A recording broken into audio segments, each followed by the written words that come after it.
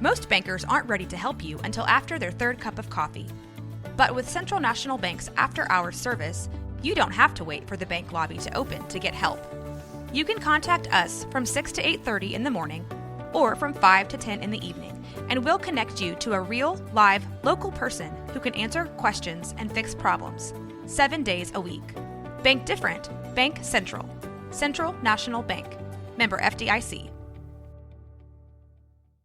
Megan Racer is 4 years sober, and she is a light. Her story is compelling, and it's basically ripped from a Hollywood script. A straight-A student growing up from a good family in Arizona, and she ends up in prison after working for a cartel. I mean, that's basically all you need to know. But putting the bow on it is that she works in recovery now at Camelback Recovery in Phoenix. We talk about all this. We talk about some deep stuff. And one of the things that really attracted me to Megan is that she's as vulnerable as it gets, and there is such power in that vulnerability. And I know just from listening to her stuff and reading her stuff, she helped me. So I know she is going to help you. But first, my main man, Kevin Souza.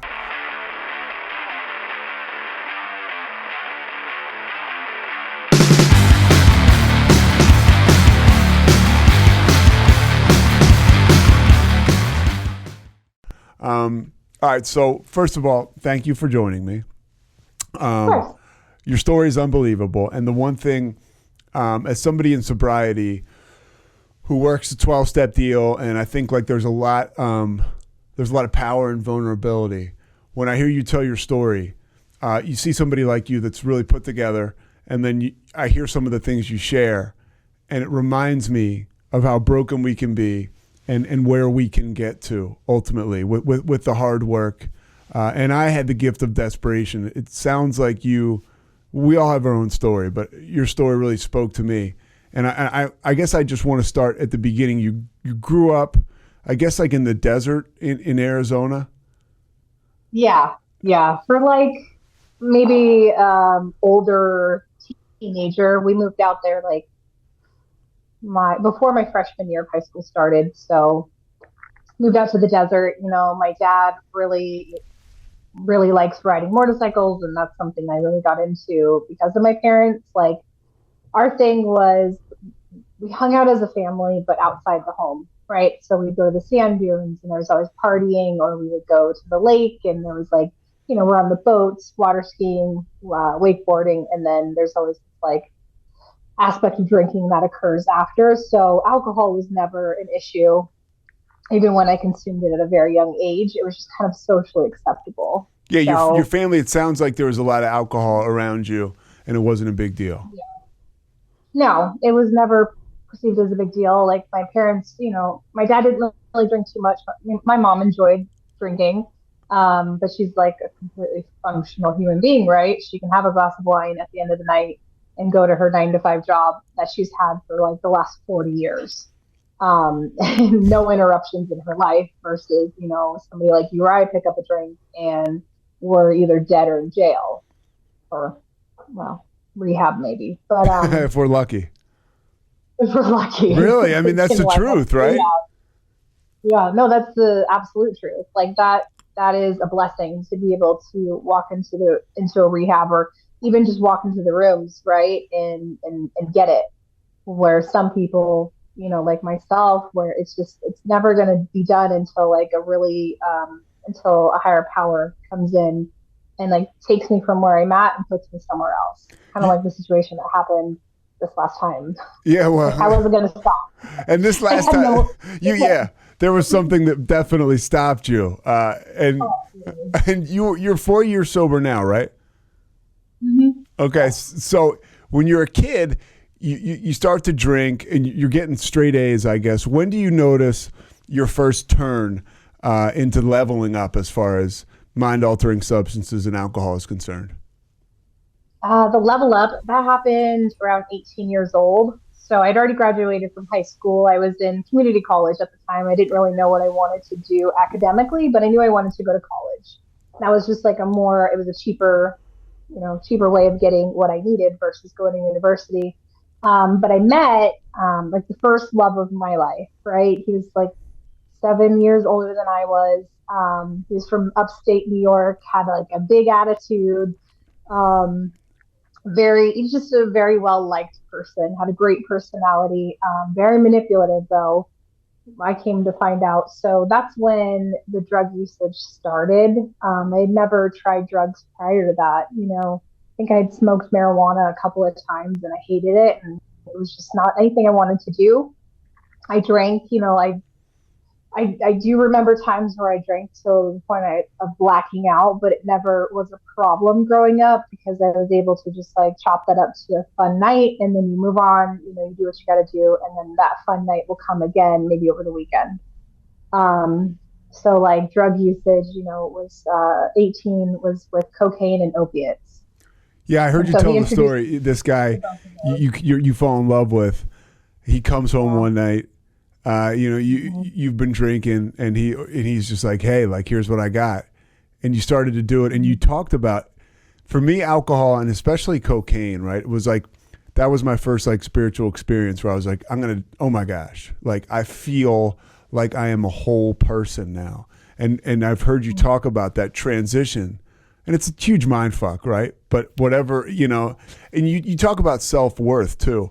What do you think makes it like, I was the same way and still can be today. What do you think makes us have that hole and that self-worth? Is it just being an alcoholic or an addict? Because you said that the other day, I was listening to you and I was like, I want to ask her, why are we like that? Oh, I mean, some say it's like the spiritual malady, like not having a connection to our higher power, needing to fill that hole with outside things when like it's our higher power that will fulfill that for us. I mean, a lot of like what I've learned to be true about myself is a lot of how I felt about myself was something that I was taught.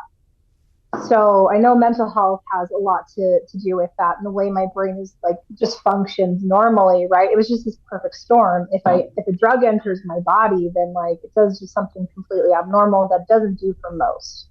Right? Most people don't snort cocaine and go, wow, I feel like I'm home. Or like snort an opiate and feel like, God, I feel good in my skin. It does something different for people. A lot of people on opiates don't get energy, right? But some people, they get a ton of energy. And it just, again, it feels like that home space.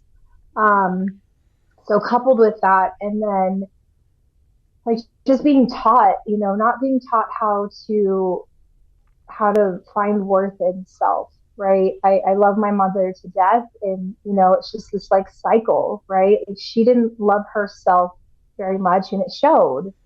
There was always something that was wrong with her appearance, something that was wrong with her. And that was perpetuated by like how my dad would communicate with her, right? So now she's beaten down even more, just kind of verbally, like, hey, you should lose weight when she just had a baby, right? Like things like that. Yeah.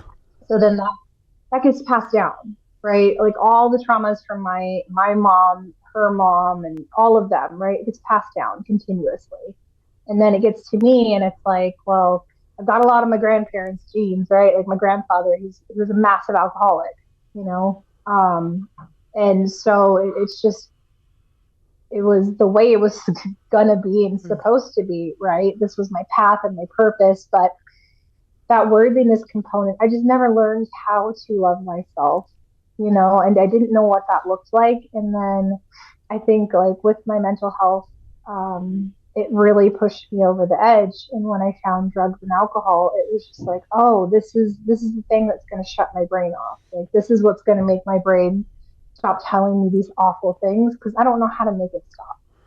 I had been to therapy as a kid and they were just like, listen, just say positive affirmations. Like that's all you have to do. And it was like, I don't believe them though. Like how long do I have to look in the mirror and say this and still not believe what I'm saying? Right. I just wasn't buying into it. But like there was a lot of work that needed to happen prior to me just saying, Megan, I love you. Right? Like Megan, you're beautiful. Yeah. And it's funny. I can totally relate. It's kind of when you're an alcoholic and you have that spiritual malady that you reminded me of, it is what it is. And there's only one way for me in my experience, with a couple decades out there of using and drinking, to fill that void. And it's for me, it's vulnerability, 12-step, that stuff, getting sober.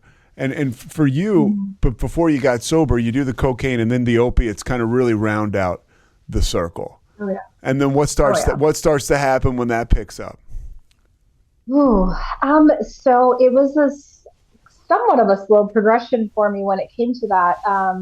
I I guess I just didn't have a voice. Like I had such a big voice in high school, right? And I was so passionate, and I found college, and I had such a voice for injustices that were happening, and like all this stuff is building. And then when it came to my relationships, I just didn't have a voice.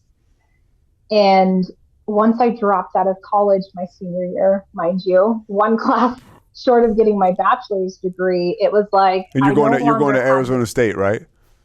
Yeah, I was going to Arizona State for criminal justice, and I dropped out my senior year because I wanted to do drugs. Like I didn't want to study anymore. You know, like none of that mattered. And I also have like maybe, just success scares me. It doesn't really scare me today, but back then it did. Like achieving something and accomplishing something great was so far away from what I thought I was worthy of that I would completely sabotage myself into believing I don't deserve that, and obviously really kick my drug habit up a notch. Yeah, sorry. No. You're in a relationship, and the opiates start to take off. And how is the relationship going? I heard you mention that there's abuse, and somebody that I know, and I saw them, a domestic violence survivor, and she mentioned if you are in a relationship where there's abuse, you're actually more likely to be in a relationship with abuse again. Do you find that to be true? Absolutely. A lot of the people that I chose to have in my life, especially to have intimate relationships with, they were the same. It was like the same prototype, just different person inside the body, and it opened my eyes. It wasn't a world I was used to, right? Like my dad never hit my mom. That was just not something that happened in our household. And so the first time that anything violent happened, it was just so surreal for me. So I guess a lot of what happened was, he was battling his own drug addiction, and I was super naive, and I didn't really know much about drug addiction. I didn't know how addictive opiates were. And I didn't know how much like testosterone can change a person or cocaine can change a person, right? I just saw erratic behaviors happening. Like I'd get home from work and these accusations would be coming, and like the house is getting destroyed, and like I'm cutting my foot on a piece of glass, and it's like, having to prevent this 200+ pound man from like killing himself. Like it was a weird night. Like that was my introduction into chaos. And nothing in my brain told me like you need to leave, like it's going to progressively get worse, right? Nothing in my brain told me that. It just said like kind of go into shutdown mode, forget that happened, and move on, because he forgot it happened. Like he's not talking. Yeah, you wake up in the morning and you don't even talk about it. Like that's, and I kind of grew up now, but I didn't have the abuse in my family, but I definitely grew up in a family where my mom was like an Italian and my dad was like Scottish, Irish, Portuguese. And like he had the real alcoholism in his family. And he married this Italian woman, and it kind of screwed his game up because she wanted to talk about all the shit that was going on, like all of her, all of his son's alcoholism and his alcoholism. But when I got around his family, they used to say it was like they would bury their heads in the sand. Like if something crazy happened the next morning, you just didn't talk about it. Right. And that was kind of a common theme in my household, that like you just don't talk about stuff. Like I had a conversation with my mom recently, and we're kind of talking about like how I advocate for substance use and mental health and prison reform and things like that. And I talk about these things, and she's like, yeah, there's just sometimes I wish you wouldn't talk about certain things. And just like that's just where she's at, right? And it reminded me of how I grew up, because like that feeling I got, right? It was like, ugh, like I want to talk about this. Like I can't suppress this anymore. It has to be talked about, and I'm okay with that. Like I'm totally okay with the judgment that comes my way from being completely vulnerable, because that's what being vulnerable is. if I'm willing to open up and talk about something and any kind of judgment comes my way, like it is what it is. Like at least I got to talk about this. I get it out. There's less shame. And I mean, the hope at the end of the day is that like I get to help You're helping a shitload of by people. talking. I mean, and that's kind of the magic in it. You know, you're helping so many people. And back to your story, the drugs are really starting to get ratcheted up. And when do you end up? You continue going, and we can relate to this, right? A lot of people that have gone deep into the wilderness, bad relationship to back, and then to bad again. How does that progression go for you? I know heroin comes into the picture. Yeah. So I ended up getting in a relationship after that, not a good relationship. That person was actually addicted to heroin. And since, he's doing fantastic now, but it was just an introduction into that world. And I was just like, wait a minute, like, why can't you stop using heroin? Like, I didn't get it because I had never made that crossover from pharmaceutical prescriptions to street drugs, right? I didn't get the physical dependency with that drug. But when I met my children's father, at that point, I was still in college. I had dropped out probably a year into knowing him. And he was my way of getting high. Because at that point, I guess I was learning. I was learning from every man I had been with previous to him on like, how are you manipulating? Like, how are you creating a situation to where you have power, right? This is your side of the street now, right? Oh, this is my side of the street now. Yeah. Oh, yeah. Oh, yeah. Yeah. I learned, I picked up a lot of things. And then, it's like this progression, right? Where I would never hit back, but hit me now. And like, I can't guarantee that won't happen, but I learned tricks of the trade, right? And it was like, okay, well, men for me currently are shelter, food, and drugs. Like that's what I need out of a man. And, my children's father was able to help me with shelter and drugs, right? And I used him for that. Like that was the purpose behind us being together. I don't think on my side of the street, at least, there was never really love for him. I love that he gave me 2 wonderful kids that I get to take care of today, but like there was just never love. It was about the drugs and that's it. And so that relationship, I drop out my senior year, I get pregnant with our daughter. I'm still like taking, prescription opiates. I'm trying to stop, but I can't. Like, I don't know about the rooms at this time. I'm like, you're trying to kick opiates and you're about to have a baby and you don't know, right. You don't know what to do. And you can't stop because you can't just flip a switch with that stuff. Absolutely not. Like it's a mental dependency at this point. It wasn't necessarily physical. Like if I stopped, I wouldn't have these symptoms of withdrawal, but like there was the mental withdrawal of it and the obsessive component. And I didn't know how to switch those off. And I didn't know if I wanted to. Like I wanted to stop using because like you want your baby to be healthy. And as a mom, that's what you should want to do and you should do. But like as an addict, I didn't want to. And so it's like I'm fighting these 2 different internal like demon and an angel, right? Like you should be this way, but you're this way. Like, yeah, I always pick the addict side of me, always, because it was comfortable. And so around 7 months, I was able to stop. Because I was getting really, getting pretty pregnant. And I knew that if I tested positive for anything, she'd be taken. So I stopped around 7 months and she was born. And at this time, I wasn't really with dad. At this point in time, he had actually found heroin and didn't tell me right away. And I found out. Again, I don't know the physical dependency of heroin at this point. And I'm just not understanding, again, in this relationship, like, why can't you just stop using heroin? Like, it doesn't make sense.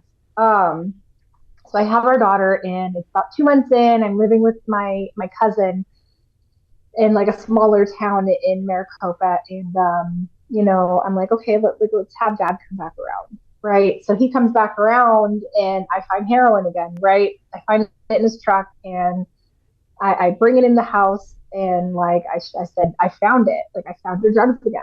And I'm like, guess what? I'm gonna do them. And he's like, okay, just give me a little bit, and then you do what you've got to do. I'll bring more. I was like, all right. And so my daughter's 2 months old at this time, and I pick up way worse than when I had stopped using. Right? It was a whole different world crossing over into hard drugs. And the physical dependency, you talk about that. What is the difference when you transition from opiates and now you're doing heroin?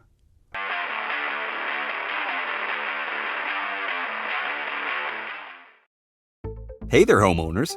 Is it time to give your yard a complete makeover this summer? Villani Landshapers, a local family-owned business, has been transforming landscapes for more than 20 years. Villani Landshapers specializes in landscape design build, retaining walls, outdoor living spaces, and so much more. Request your free consultation today and check out their gallery of residential work at villani-landshapers.com. From the host of the popular podcast, The Only One in the Room, Stash by Laura Cathcart-Robbins is a propulsive and vivid memoir about the journey to sobriety and self-love amidst addiction, privilege, racism, and self-sabotage. Best-selling author Holly Whitaker calls it an irresistibly delicious story, and MacArthur Foundation fellow and best-selling author Kiese Lehman says Stash is emotionally riveting. Buy Stash by Laura Cathcart-Robbins now, wherever books are sold. Welcome to One Star Rewind, a new podcast about those dreaded one-star reviews that every business owner hates to receive, but yet every customer loves to read. During this podcast, we will peel back that one-star review to better understand how it happened, when it happened, and what the business owner is doing after receiving that one-star review. This podcast will be about love, hate, and laughter. On One Star Rewind, we will meet with real business owners who will tell their stories and how they do rely on reviews for their business. Follow us on Facebook, Instagram, or download us at roguemedianetwork.com. Please subscribe, but only rate and review for not a one-star review. Join us each time for a new review and a new story. Bros and foes and heroes. Gonna tell you about bros and foes and heroes. Gonna tell you about. Hey, I'm Zach. And I'm Mike. And we have a fantastic new podcast to tell you about. Bros, Foes, and Heroes. It's the two of us looking into the world of comics, breaking down some characters that you may have never heard of, and some that are just absolutely ridiculous. Yeah, so Zach comes up with a character each time, and I go into it just completely blind. I don't know who this person is or what their abilities are or anything, and basically I guess we kind of go over their origin story and just some of the ridiculous stuff that maybe, especially Golden Age stuff. Oh, Golden Age stuff is always the best, and we will make sure to highlight all of the shenanigans and just absolute weirdness of everything. Yeah, that's right. So subscribe today and follow us on Instagram at Bros, Foes, Heroes. And if you don't, I know where you live. Not really, but please subscribe. Bros and foes and heroes.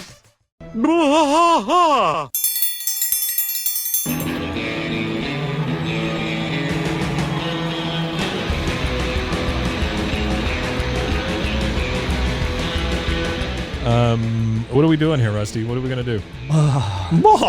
Yep, we're doing the King of the Hill Rewatch podcast. King of the Hill Rewatch podcast. Yeah, so we're going to go through one episode at a time.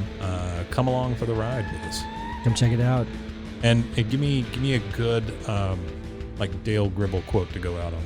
Wingo. Yeah, Wingo. Wingo. Wingo. All right. Well, join us for the King of the Hill Rewatch podcast.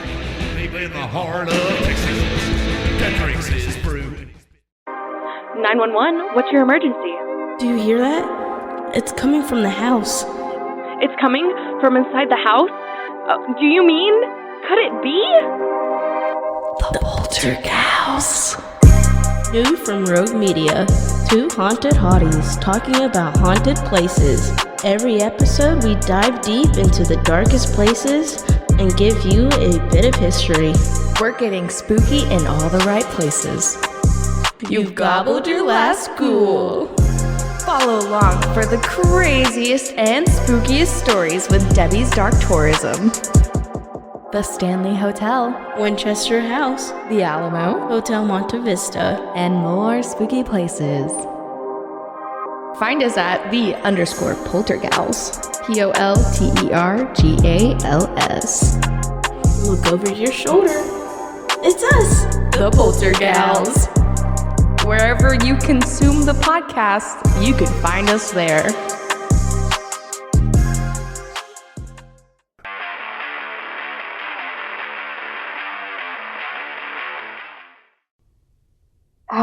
I mean, it's the body chills, vomiting, like uncontrollable bowel movements. The anxiety is through the roof. Like I had anxiety on prescription meds, but nothing like it happened on heroin. I remember distinctly one night, I went and made my daughter a bottle, and I got up and I'm like, wow, I'm so anxious. Like I can't sleep. I'm really fidgety. Like I don't feel that good. And I didn't even just naive, I guess. I don't know. I didn't understand I was like going through my first withdrawal. I quickly found out that's what it was. And it was every night, you need to get this. So I was that type of drug user that had a job, and I made sure that I made enough to get what I needed and enough to take care of my daughter. And you're working for the Maricopa County court system. Not at this time. So okay. I was working at that point, right when my daughter was born, I was working at a nightclub. So once around 2 years old, my daughter was around 2 years old, is when CPS got called on me. And Dad had gone back to Missouri at this time. CPS was called, and they opened up a case for both of us. So we both have to do the whole, testing and the psych test and all of that, right? My daughter is put in placement with her aunt on his side, which I agreed to. And just through the whole thing, right? I got sober when CPS came into the picture in June 2014. CPS is interesting because they'll tell you you got consequences and they're going to take your kids, but they don't necessarily, and I work with CPS here sometimes, they want to do the best they can, but they don't really always direct you to treatment and stuff like that. They're just stop. Yeah. Well, so with CPS, when they came into my life, they're like, you need to stop. And I was like, okay, well, I'll go to detox. So I went to detox, and I'm like, hey, I can't stop. And they're like, oh, well, we can set you up for an appointment for Suboxone. And I'm like, okay. And they're like, it'll probably be a couple weeks out. And I was like, obviously, I went right back to it. I didn't know, I just didn't know the world of treatment. And it's not something they come in and try to save the day. They're just like, hey, you need to stop using and you need to test clean, which I couldn't, right? So they opened up a case, neither the dad or I could test negative.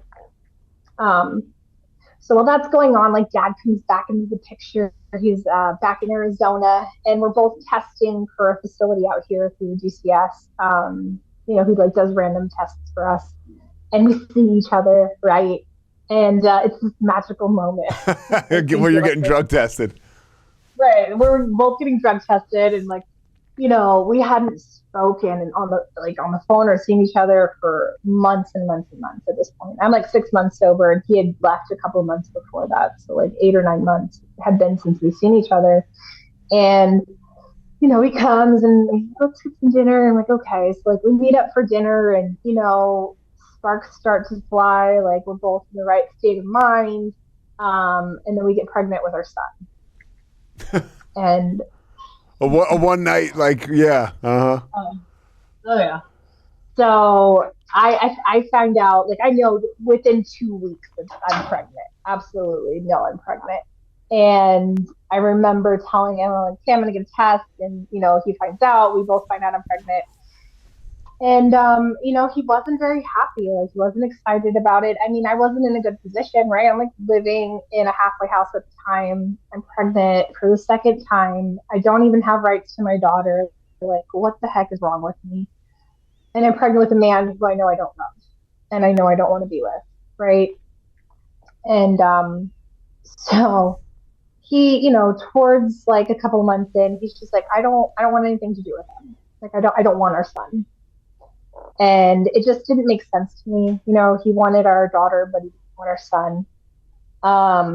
So about 5th of May, Cinco de Mayo. So Cinco de Mayo comes along, and we're dealing with a CPS case. The CPS case has been open since June of the year before, right? And it's the 5th of May. Like, they keep this case going. And I get I see his sister, because she and I were close at the time, and she was like, "Oh my God, you know, he just tried to kill himself. He's in the hospital right now. Like, we've got to get out to Queen Creek, this area in Arizona." And I was just devastated. Like, are you kidding me? You know, like, did this really happen? And I mean, it did. You know, I remember calling him on the phone, and I told him while he was at the behavioral health center after his attempted suicide, and I was like, "Hey, like, I just found out we're having a son." And I just remember him being like, I don't want to be a part of his life. And, you know, I guess the most clarity a human can have is after an attempt. And he was pretty clear that he didn't want him, and actions proved that, right? So that all happens. You know, we eventually get the CPS case closed. My daughter's reunified with me. I'm maintaining sobriety. I'm working at the Superior Court. Like, I'm doing something I really wanted to do. Like, the ultimate goal in going to college was to be an attorney. You know, I love arguing. I have strong opinions, and, you know, I felt like I could represent somebody very well as a defense attorney. Like I had a really, like, my undergrad, right? I had a hyper focus on the prison population. Like, that was my jam, right? Like, I remember going for one of my classes, we went to one of the federal prisons that's out here in Arizona. And that federal prison that I went to and toured as a student was actually the prison that I went to as an adult. Oh, man. It's like, you know, we're all like going up there and like, "Oh, this looks really familiar," you know? But there's just been so many ties into, like, the criminal justice system, like, on both sides, you know? But, like, I get the job with the court system, and I'm loving it, right? It's very challenging. Like, I'm dealing with all types of things, like criminal cases, probate, civil, family. Like, I'm learning as much as I humanly can. It's so interesting. And you're sober. And when I first started, yes. Are you going to meetings, or are you in the rooms, or? Yeah. So at the time I was going to Narcotics Anonymous, and I do AA today. But at that time, I built such a beautiful family in Narcotics Anonymous. You know, that was my introduction into the rooms, and, like, I remember going in so broken, and I found, like, my best friend, right? And I remember sitting in a seat, and she's sitting across from me, and I see her, and she speaks, and I'm like, "Oh my God, like, you're gonna be my friend," you know? Yeah.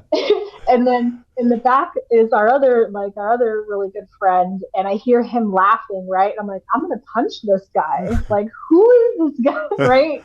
And he ends up being one of my best friends. Like, we just formed such a cool group. And what was really awesome is, you know, my girlfriend, she had a daughter that she was raising, and she let me help her raise her while I had my daughter taken from me.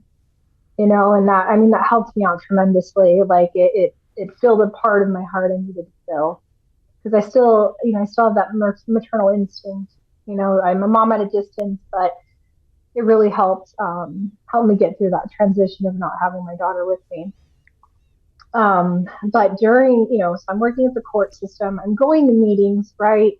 And I remember this day distinctly. So where I worked is, like, where I got sober and where I went to meetings. So I knew a lot of the people that would walk through the doors, right? Like, there would be, like, a couple people a week I knew. And I remember this one girl came up to the filing counter, and she's like, "Hey," like, she needed legal advice, right? And I was just like a filing clerk. Like, I'm not an attorney. I can't give you legal advice, is basically what I told her. And, you know, she took offense to that. And she basically blew my anonymity to everybody. You know, she yelled it out, and I was just like, "Oh my gosh, I can't believe it." Like, I didn't tell my employer about my past. Like, I didn't think they'd want me after that. So yeah, after that, I didn't go back to a meeting around there. and I stopped going to meetings. Like, I guess I copped a really big resentment with that. And it's not the program's fault, right? Like, things happen in life. But I it's took amazing, it and pretty hard. what will bump us off? I mean, it doesn't take much. You know what I mean? Like, and sometimes it's the disease kind of working overtime back there. Like, yeah, you don't need to go, and here's your reason not to go because, yeah, I totally can relate to that. Yeah. Yeah. So, but yeah, so I'm working for the courts, and their dad comes back into the picture, and he moves in with me, and like, he's on my couch, and I mean the thing was like for a good year, I was like, hey, please come back. Like, I want you to meet your son. I want you to know who he is. Like, I want you to be with your daughter. Like, she really misses you. And for like that first year, he was gone. Like, he was just on like a suicidal mission. I don't know. It was just weird. He's like, I'm going to get out an insurance policy. Like, you guys will be all set. And it was just me like begging, like, I want you to know your kids. I want your kids to know you. And I was doing the work for him. And I'll never do that again. Never in my life will I force somebody to be a parent. But he comes back into the picture. He's in Arizona, sleeping on the couch, sometimes sleeping in my bed. It just kind of depended. And I relapsed with him. I relapsed on alcohol, and a couple weeks later, it's opiates, and then very shortly after that, it's heroin again. And then very shortly after that, I shoot up, he shoots me up for the first time. And that went on. I mean, that went on for 2 years. I was working at the courts while getting high. I got promoted to like courtroom clerk, right? So I'm like sitting next to the judge. And you're just manipulating, right? Like, just, dope sick, trying to like, when's my lunch? Like, I need to go get my dope and come back, and shooting up in the courtroom, like not courtroom, but like the court, like bathroom. And, I remember a time where my employer, she found me in my car passed out, and it was such a bad situation. I don't know how I was able to maintain the job for that long, let alone like get promoted. Yeah. It's crazy. Like, it's crazy what we can maintain in active addiction. And I was able to do it for a really long time. It's sort of surprising when you look back on it. It's like, wow, I can't believe, because I did the same thing, like really active, using at work and around work, and it's like, you ultimately, how it's going to end, but it's amazing how much space you can put between the beginning and the end sometimes, and the quicker the consequences come, the better. Yeah, I would say I really wish some consequences would have come. It could have been a lot easier. Yeah. But then what I have learned, everything happens for a reason. But people just let me get away with it. I think I learned how to manipulate so well, and manipulate to the point where I didn't know I was manipulating. Right? Like, I manipulated myself to believe I wasn't doing anything wrong.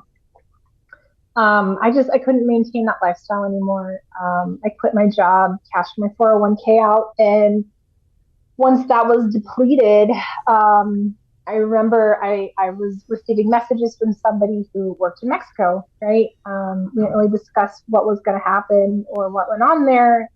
They would discuss it when I got to Mexico. I mean, I'm not stupid. I knew what was going to happen.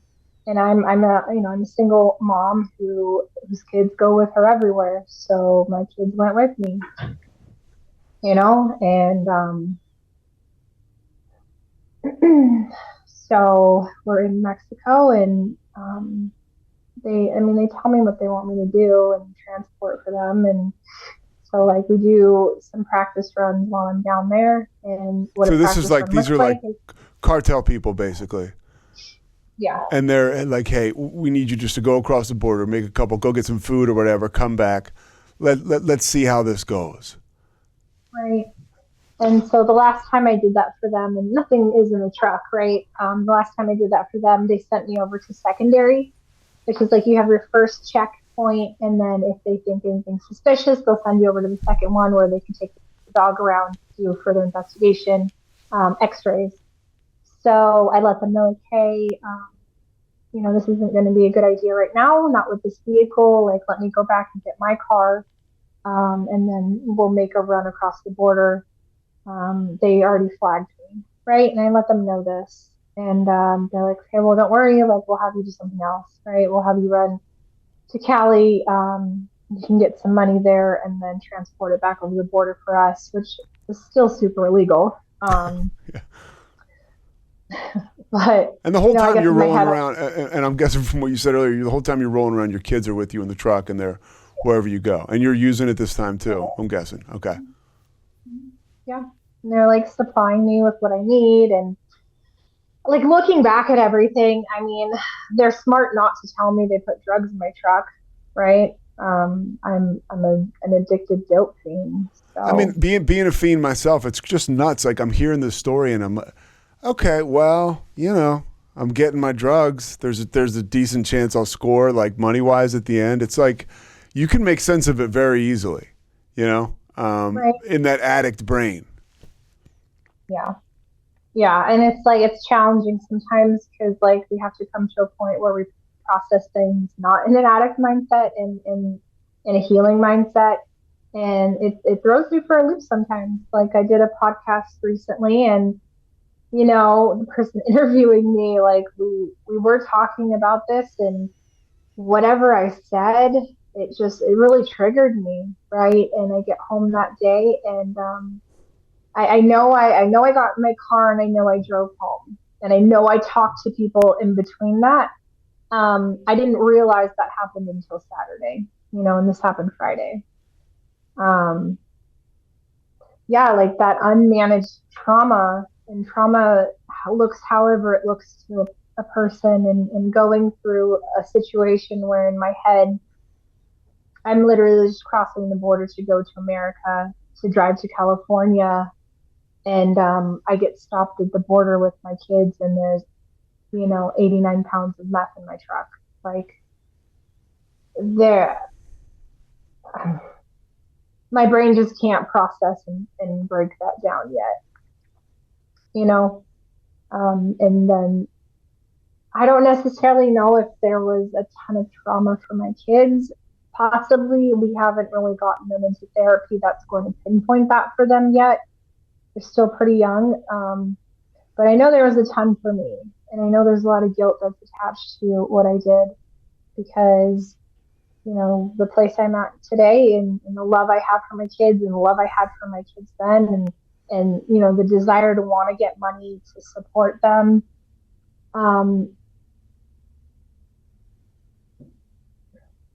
It's just, yeah, it's a hard space to be in. It's a hard thing to talk about. And, you know, there's a lot of people that don't understand addiction in that form. So it's really hard for people to grasp, like, how could a person do that? Yeah, well, you know? Yeah. Yeah, I mean, it's funny. I mean, being an addict, I totally understand in that addict mentality and also in the healing mentality. I mean, I see when you share that, I see it as empowering. I mean, now I can't even get in the neighborhood of, you know, how you feel about the connection with your two children. And that's, you know, but for me as another person who struggles, it's like, wow. Because again, look at you today. And a lot of, I don't think enough women are speaking out. I mean, women are sharing their stories, but it is a little more unique, and I think it's a little more pronounced. When somebody like you tells a story about getting popped at the border with almost 90 pounds of meth with their children, somebody who grew up like you, somebody who looks like you, it's just not every day. I guess it's a good thing. Like God, you know, God has jokes and like God has a plan and it's not on my terms at all. And like the best thing anybody told me was, you know, you're not supposed to understand God's purpose for you. You're supposed to live it. And if he like gives you little nuggets along the way to like show you some things, great. But like don't depend on that. Like you just do God's work and you do the program and, you know, you get some therapy and you are of service to others. Like everything just kind of works out. And then on top of it, for me, I just have this like strong urge to share things that I'm passionate about. And if I don't get that out, it's like this toxic buildup, you know, and I kept that in for a long time. So I got arrested and my mom had to come get my kids. And it's like, I don't think I'll ever be able to tell my mom I'm sorry for that moment in time, right? Like, what mom wants to drive 4 hours to get their grandkids because their daughter's like, doing stupid stuff? Were you scared to call her? Oh, I didn't have to call her. They called her for me, but Okay. absolutely. Yeah. I gave them my dad's number at first, and they're like, he's not picking up. And I'm like, okay. So like, I mean, at the end of the day, they should have called CPS, right? Like, that would have been, if I were in their place, that would have been the thing I would have done. But by some act of something greater than myself, they called my parents, and my mom came and got them, no questions asked, like, just got them. And, she was mom for a while. She was mom for a couple of years while all this was happening. And I think like one of the biggest humbling parts of all of this is my mom had to file for guardianship because we don't really know where dad's at this point. And she has the kids and she needs to get them enrolled in school because school is about to start in a month. So she goes and files guardianship at the courts that I was working at. And the commissioner at the time, he sees her last name and he was like, oh my gosh, Miss Racer, is your daughter Megan? And she's like, yeah. And he's like, oh my God, I worked with your daughter. And there was like this, everything has this weird tying in moment at this point in my life, right? I mean, it's kind of cool now to look back at it and see how all of these pieces are fitting together. But I feel like that was a humbling moment because I embarrassed my mom. Like totally embarrassed her. And but she did it.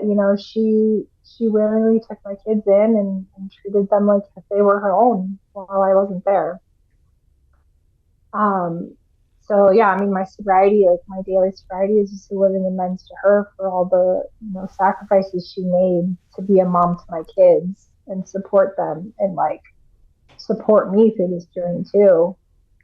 But I got out of the detention center for a little bit after I got arrested. I went to treatment for about 4 months at a program called Crossroads out here in Arizona. So I got, it was like either you can stay, kill your number, or you can go to treatment. And I'm like, I'm going to treatment. Yeah. That's an out, right? Yeah, no question asked. Like, I already had the seed planted. I already knew about this program and I loved it. And it was like, oh man. So the way I feel is this is kind of where I was at. So when I got arrested, I went to the Yuma Detention Center and Yuma, Arizona. Yuma, okay, Arizona. Yeah, sure. Yeah. So they put me in isolation because I was detoxing. And I remember like I had slept most of the night and then I wake up the next day to go to court. Oh wait, no. I think it was like the initial meeting or something happened like that. And then I went back and I remember going back and I'm sitting in isolation and I'm like, I have this whole plan, right? Like, this is insane. I'm sick. I can't control my bowel movements. Like, I'm vomiting. The shower, like every 16 seconds when you hit the shower button, it turns on, then turns off, right? So every 16 seconds, I'm pushing the button to get hot water, right? And I'm flushing the toilet to make it hot. And, like, specifically remember this moment. And I remember like going into the bed, like that was my way of like dealing with sickness, was just getting hot showers. And I'm laying there and I'm just like, wow, okay, so this is what's going to happen. I'm going to meet the judge, right? And he's going to let me out. He's going to let me out in Yuma. And I'm going to go across the border. I'm going to find a gun somehow. I'm going to find a gun. I'm going to shoot somebody for doing this to me. And then I'm going to get dope and I'm going to come back to America. And like, this is what's replaying in my head all day until I meet the judge again. All day. You're going to seek vengeance on the people who did this to you. Get high, right? It sounds like a movie. make sure I'm going to get high, right? Yeah. God was like, that's so silly. What do you mean? Yeah. You know, like, no, it's not going to happen. So actually what's going to happen is I got transported to Florence, Arizona, where there's another detention center in the area that I lived in. I waited about a month there, and then I got out to go to treatment. So luckily, I mean, I was insane to think having 89 pounds of methamphetamine would qualify me to get out early without some stipulation attached to that. But you know, it works out the way it's supposed to work out, and I got to go to a really good program. You know, I found my family again when I got sober that time, and I went into treatment. What starts to happen to like you, Megan? Like, what do you start to do that's different than what you did before? And how do you start to feel? Like, sometimes I talk about like not having a pink cloud, but I feel like I did for a little bit. Like there was a pink cloud because like what I did was every day was just a crying fest for me, right? Because I'm like facing these severe charges. I have no idea how long I'm going to go to prison for, right? What's the max? I get so after my pre-sentencing interview was 7 years max. Okay. And I get that, and I'm like, oh my God, what? Like it varied from like 33 months to 7 years, and I'm like, wait, what? You know, that's a really wide range of what I could possibly get, and so it's just this up and down journey. I mean, every day I'm at a meeting, right? Every day I'm at a meeting.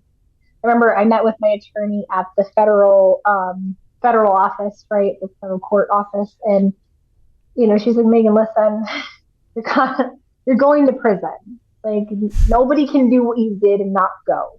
Like, I don't care about the circumstances. I don't care what happened. Nobody can go to prison. Nobody can't go to prison with what you did. And I just remember leaving that meeting with her, and I just bawled my eyes out, and I felt out of control. I didn't know what to do. So I knew that there was a meeting going on. I knew it was like the very end of the meeting, but I knew that I could go into that meeting hall and there would be a group of people there to welcome me. And I'm like crying hysterically. I go inside the meeting. They open up their arms, right? They grab my hand. Oh my, sorry, like I'm emotional. They hold my hands and they all just look at me and they know. They don't know my situation, but they know. They know exactly what I'm feeling. And after that, you know, they loved me until it was safe for me to go. Like I felt safe there. I didn't feel safe anywhere else. I didn't feel safe at home. I didn't feel safe anywhere other than like going to a meeting. Because I could like be vulnerable and express myself, and I had a whole group of people who were supporting me 100%. Like, what do you need? Like, can we have your parents' numbers so we can call and check on them? Like, can we go to your hearings so the judge knows you have people who support you, and we can be there for your mom after you go to prison? Like, who does that? Like, these people don't even know me. Yeah. And they're wanting to be there for me. And these are people, by the way, if anybody's listening and you don't know addiction or whatever, these are people who crawled into the rooms, you know, in their own way, right? And maybe deeper than you, maybe it doesn't matter. Their bottom, they crawled into those rooms, and now here they are, right? Like it's the most beautiful thing in the world when it's really working. Absolutely. And again, I was like, oh, found my home. Like, this is where I belong, you know, like this is me, this is for me. And I was able to like run through my steps while I was in treatment, which was good. You know, a lot of that was about the drug and, you know, the alcohol. And so after doing that, I did the Mormon steps, right? I did Mormon step work with a sponsor to become more spiritual, right? What are Mormon steps? So the Mormon religion has their own 12-step program, right? And there's like a lot of scripture and stuff in there. And she's like, kind of disregard what you want, but like, let's look into them. Yeah, so there's just more spiritual steps. And I was lacking that connection with something greater than myself. And through that experience of losing everything, having no idea how long I'm going to be going to prison for, I found God. I don't think I could have found God any other way. Because like when I got sober the first time, there was a concept and we talked about it and my own understanding, and I just wasn't buying it, you know? And then I saw God working miracles in my life. I saw God bringing people together in my life. And like, I saw God working like just in every aspect of my world. Like, I guess I just needed really tangible things to occur to make that happen. But I also needed a really big thing to happen in my life to be willing to see that. It's funny. Sometimes for me, I got beaten up so bad, right, by alcohol and drugs that like I finally started to seek, like you did. Like I started to seek God and seek a spiritual relationship, you know, and it really, whew, you know, what a relief. I mean, I had to have that gift of desperation, and it sounds like in your own right, you get it, but now you got to go to prison. And you're sober, I guess, 4 months at the time, maybe a little more. Yeah, I was about 7, almost 8 months sober when I went into prison. Yeah, and here you are. I guess you meet the love of your life in prison, right? I mean, that's a pretty amazing story. And by the way, you do such a good job of describing relationships, because you're bisexual at this point, and then so you go into prison and you meet, you know, your partner now, and you said you could have gotten in huge trouble, right? You could have you can, if you get caught, you're like a sex offender, right?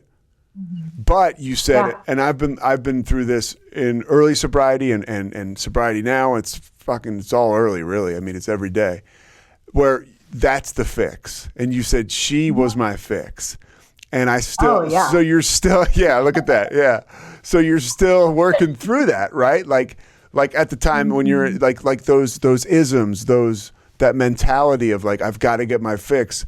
But this could be the consequence. It's interesting how like it's an evolution, but it happens slowly. It's not drugs and it's people, and then right. Yeah, it's the same thing, you know. It's like, listen, if you engage in sexual behavior with another inmate, like you could become a sex offender, and we'll move you to the hole, and you'll have to level up in your incarceration, right? Like I was in a minimum security prison, like. I could have lost everything. I mean, if that happened, like I lose all rights to being around my kid. It's just so many bad things could have happened, and it's just like, was I careful? Absolutely. But could I have still gotten caught? Absolutely. You know, like, like you said, when you take when you take drugs and alcohol away, like my go-to is sex, and I don't use it was different. Like. This relationship was so different than any relationship I had because I wanted nothing from her, right? We all had nothing. And like I had my needs met while I was in there. So like it was based off of actual emotion. And that's because your relationships before were about lifestyle. Right. Yeah. Like what can you give me? Yeah. It's not about emotion, you know, and there was like never a connection with like sex and intimacy. It's either like I just didn't know what intimacy looked like anymore, and I was able to learn about intimacy without a sexual, you know, anything sexual attached to it for quite a while with her, you know, and it taught me a lot. It taught me a lot about myself, and it taught me a lot about what I want in a partner, you know, and having that relationship, like it opened my eyes because I understood like I do like men, but like I've always liked women, and you know, even before I went in, like I had explored women, and it really gave me an opportunity to see a different side of myself. Aside that, I thought I didn't need to really investigate, and come to find out, like I wouldn't be where I'm at. I wouldn't be as a whole of a person if I didn't invest some time into figuring out my sexuality. So yeah, you know, she was a fantastic human. I met some really amazing women while I was incarcerated. Some women who really like held my hand and walked me through some pretty emotional stuff because I was federally indicted, so I was able to do a drug program called RDAP. And RDAP is like a residential drug program inside prison. It's a very coveted program, and most of the women who go through, the feds, if they had a drug or alcohol case attached to like whatever they did, they can get in this program. So because I had a drug problem, I qualified for RDAP. Oh, you sure did. Oh yeah. After yeah. Oh, so don't feel bad. Yeah. Don't feel bad about jumping to the front of the line, right? I mean, no. Yeah. Well, so and it's all based off of stuff, right? So I got a 30-month sentence. My recommendation was 33 months at the end of the day by probation. The judge gave me 30, and I remember the marshal pulling me aside when he was handcuffing me, and he was like, "Listen, I need you to hear me. I've never seen anybody in your situation get 30 months in prison. Like, you have something looking out for you and you need to do good." And even the judge, she was like, "Miss Racer, I'm going to be watching you." Look, it scares me today. Yeah. You not watch me? Like, legit. She was like, "I'm going to be watching your journey." So I've literally had the judge in the back of my head still today, right? Like, she's watching. Yeah.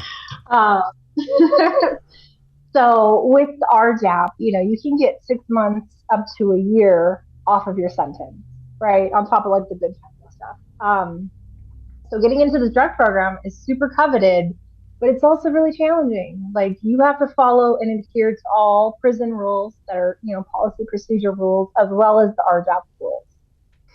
And there's a lot. There's hundreds of rules you have to adhere to. And if you don't, it's like a community type therapy. So like, you're literally getting up in front of your community of 70 women. And if you do something wrong, you have to call yourself out, and you have to say what you did wrong, like what poor coping mechanism you're using, what criminalistic thinking that you're using, like manipulation was always one of mine.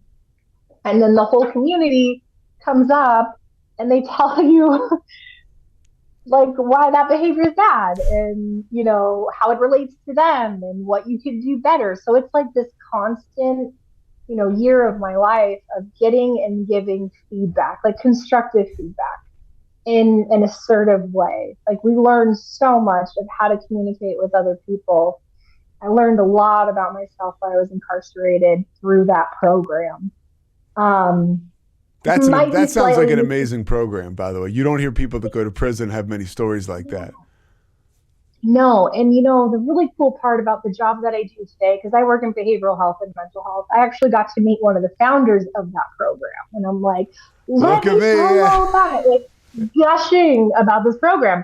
Was it freaking hard and a very low point in my life? Absolutely. But like, it's just like jamming cognitive behavioral therapy down your throat every day. And it really works. Like, it really works getting called on your stuff, especially when you're manipulative and self-centered and egotistical and all of that, right? Like, having your defects put in a mirror in front of you every day and like finding ways to fix that. It changed a lot. It is, I will say this though, it is challenging when communicating with other people, right? Where it's like, hey, I'm able to pinpoint you're victimizing yourself right now. And especially for somebody in that mindset, seeing the world through that lens, it's not an easy lens to take off. I've done a lot of work, right? So there is little patience on my end, and that's one of my defects. Is I was in this program where it like forced you to look at your stuff every day and forced you to give feedback and receive feedback. So like, I've had to train myself to understand that the whole world doesn't operate like that. Like, not everybody went to prison, Megan. So what happens to you when you leave prison and you're, because you're on this journey to, now you're basically, you every day you're entrenched on the front lines of helping people with drug and alcohol and mental health. And how do you get there? Because I don't have too much more time left with you, so I want to kind of like, how do you get to where you are today?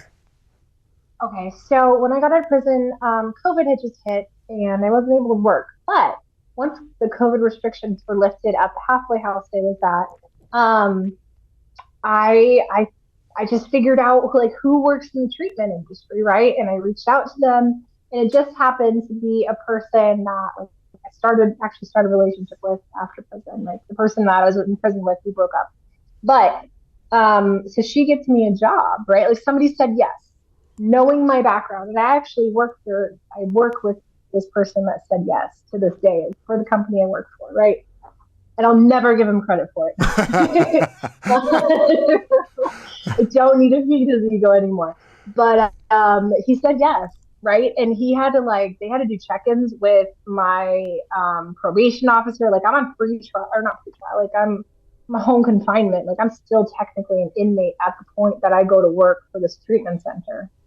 And so they're very willing to help me with the legal side of things. I worked my butt off. I took the grunt job. I took an overnight behavioral health technician job. And where you kind of watch people, right? You just kind of watch people sleep. Yeah. You don't all sleep. You watch people sleep. Yeah. Yeah. And it was like, you do what you got to do. Like, is this the best job? No. Like, do I want to stay up overnight? Absolutely not. Do I want to work in this industry and go far? Absolutely.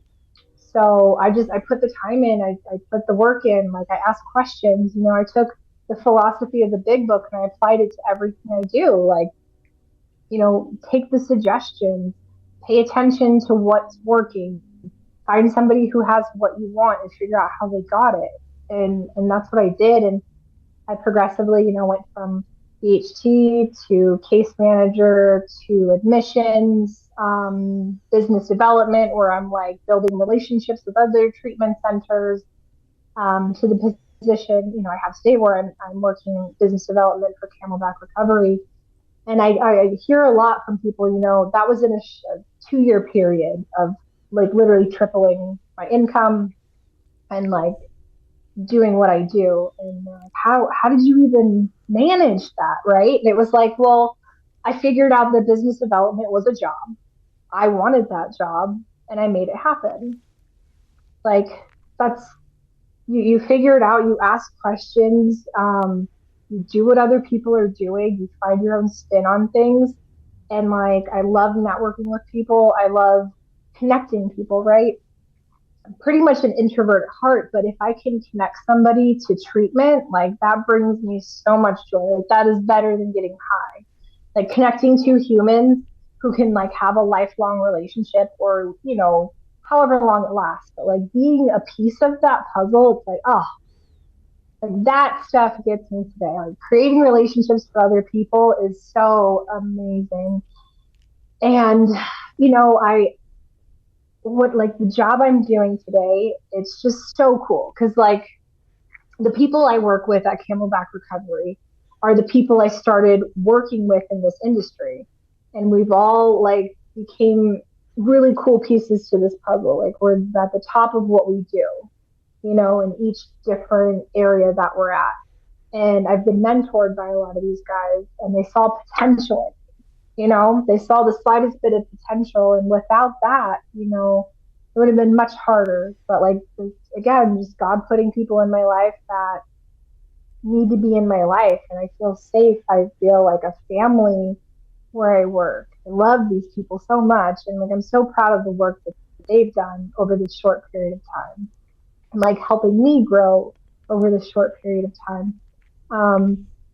But I guess the biggest thing I can say is being 100% me and 100% vulnerable keeps away the wrong people. Like if I keep my mouth shut and I act in a different way, then I'm going to attract people who aren't right for me. But if I'm my like silly, authentic, weird self, you're right. No, for real. Like, and some people get it and some people don't. And I'm okay with the people that don't today. I do get some interesting feedback on like LinkedIn, right? For some reason, that's like my weird influencing platform. Yeah, it is. You got a shitload of people. Yeah. But I love it. I love it because like if the people that say these certain things, right, like not so nice feedback, if they could only dive into my inbox and just see the amount of people that message me with like, hey, I can't talk about this kind of stuff, but thank you so much for giving me a voice. Or, gosh, my brother just passed away. Like just so many messages of people telling me these just intimate, personal things about their lives where it's like they don't feel like they have a voice to do it, or they don't know how to do it, or they don't want to do it, and they're just enjoying that somebody else is doing it for them. You know, that's like that kind of stuff. That's the coolest stuff to me, where it's like I can, you know, if I can make any kind of positive impact in this type of space, you know, for the job that I do, and then hopping onto the internet, putting some like positive words out there, you know, attaching a cool picture to it, right? That throws people for a loop. And it's neat, you know, and the perspective that I have, I forget sometimes that not everybody has this perspective. Yeah, right? well, it's a gift that we have. It's such a gift. Yeah. When you say some things, people are just like mind blown. But we get so conditioned to just have this as our first response. We forget that, like, yeah, okay, no, that used to be my first response. But today it's like I take the silver lining route for everything. Megan, thank you so much. You're honestly, I appreciate you. You have no idea, and you know, especially after you said you know, I know how busy you are, and I appreciate you making the time. Of course, yeah. I'm gonna go get my kids now. All right, I'm gonna send you this stuff. I'll send you the link when it's up. It'll be up not too long from now, probably tomorrow or later today. But thank you so much. Thanks so much for listening to the Payoff with Pete. Once again, I'm Pete Souza. And of course, we are part of the Rogue Media Network. All kinds of good podcasts you can find at roguemedianetwork.com. And of course, you can find this podcast and all those other ones wherever you get your podcasts, iTunes, Spotify, other spots like that.